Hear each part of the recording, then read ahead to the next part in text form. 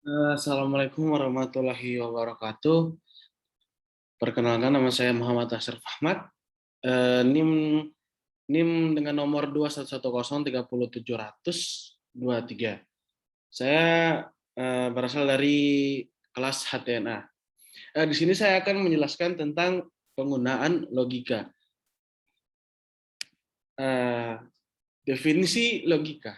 Logika menurut Wikipedia berasal dari kata Yunani kuno, yaitu logos, yang berarti hasil pertimbangan akal pikiran yang diutarakan lewat kata dan dinyatakan dalam bahasa. Logika adalah salah satu cabang filsafat. Sebagai ilmu, logika disebut dengan logika epitisme, atau dalam bahasa Latin logika scientia, atau yang sering disebut adalah ilmu logika. Yang bisa kita definisikan yaitu ilmu pengetahuan yang mempelajari kecakapan untuk berpikir secara lurus, tepat, dan teratur. Kemudian ada beberapa definisi prinsip logika. Yang pertama yaitu logika mengajarkan bagaimana mendefinisikan sesuatu dengan definisi yang menjelaskan hakikat sesuatu itu atau menerangkan maknanya. Yang kedua, logika mengajarkan bagaimana menalar, membuktikan benar atau salah suatu pikiran atau pendapat. Yang ketiga, logika menjelaskan bagaimana meneliti objek pengetahuan dengan penelitian yang sistematis hingga penelitian tersebut terhindar dari kemandulan yang tidak menghasilkan kesimpulan atau terjerumus dalam kesalahan. Itu prinsip logika ya. Dan untuk slide keempat kita masuk ke pembahasan yaitu logical fallacy. Logika fallacious atau yang sering kita tahu yaitu logika kesesatan. Logika kesesatan ini adalah kesalahan yang terjadi dalam aktivitas berpikir karena penyalahgunaan bahasa atau verbal atau relevansi. Relevansi itu adalah materi. Kesesatan merupakan bagian dari logika yang mempelajari beberapa jenis kesesatan penalaran sebagai lawan dari argumentasi logis. Dapat disimpulkan bahwa logical fallacies ini adalah suatu pemikiran dalam berpikir bahwa saat kita berpikir, kita memiliki cara berpikir yang salah atau sering disebut dengan sesat pikir atau yang kita sering sebut logical fallacy. Next, karakteristik dari logical fallacy. Logical fallacy adalah tipe argumen yang terlihat benar ya, namun sebenarnya mengandung kesalahan dalam penalarannya. Ada 3 karakteristik logical fallacies. Terdiri dari kesalahan dalam logika berpikir, kedua dalam berargumen, ketiga berkesan atau seperti kita menipu begitu. Kita membacanya seperti tertipu. Di slide ke-6 ada logika ad populum. Ad populum atau bandwagon,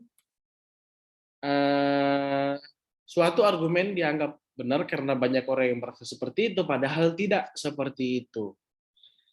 Bisa kita ambil contoh dari siswa yang diberitahukan guru untuk wajib memakai topi pada saat upacara.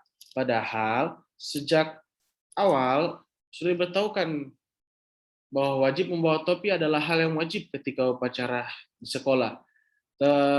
Tetapi masih banyak siswa-siswa yang tidak memakai topi gitu.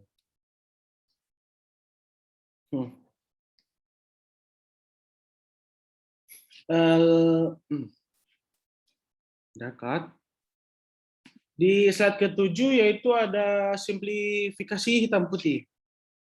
Simplifikasi hitam putih ini adalah salah satu bagian dari kecacatan berpikir yang sangat lumrah dilakukan secara tidak sengaja atau sadar. Hitam putih.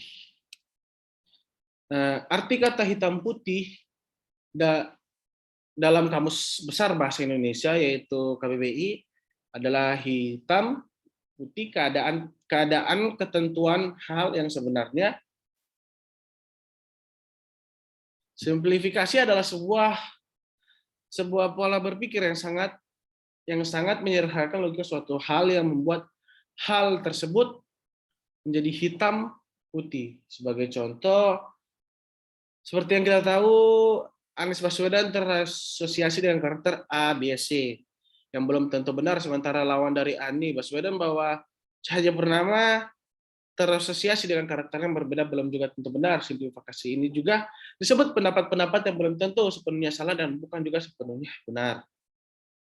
Di slide ke-8 yaitu argumen berputar-putar.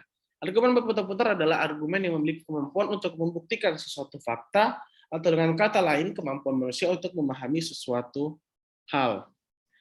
Yang ke-9 yaitu gambler falasi. Gambler falasi ini adalah kurangnya pemahaman dapat menyebabkan memikirkan yang salah dan prediksi terjadinya sebuah peristiwa. Yang berikutnya adalah circular reasoning. Circular reasoning adalah suatu pemikiran yang berulang-ulang dan tidak akan pernah selesai. Jadi argumen yang sering berputar-putar. Slippery slope. Slippery slope ini adalah kesalahan dalam berpikir secara logika, di mana adanya asumsi-asumsi yang datang dari berbagai arah, kemudian asumsi-asumsi tersebut dihubungkan satu sama lain tanpa dilandaskan oleh proses penelitian atau pengamatan, sehingga akan menghasilkan informasi yang tidak akurat atau tidak benar, karena tidak memiliki bukti yang jelas dan koheren. Yang berikutnya yaitu hasty generation. Hasty generation adalah cara berpikir yang tergesa-gesa. Kadang-kadang disebut kekeliruan generasi yang berlebihan itu pada dasarnya membuat klaim berdasarkan bukti bahwa itu terlalu kecil. Kesimpulan dari penjelasan saya yaitu logika merupakan suatu pemikiran yang dibutuhkan dalam segala aspek, karena logika ini sangat mendidik manusia membentukkan karakter yang objektif, tegas, dan berani akan segala hal. Terima kasih.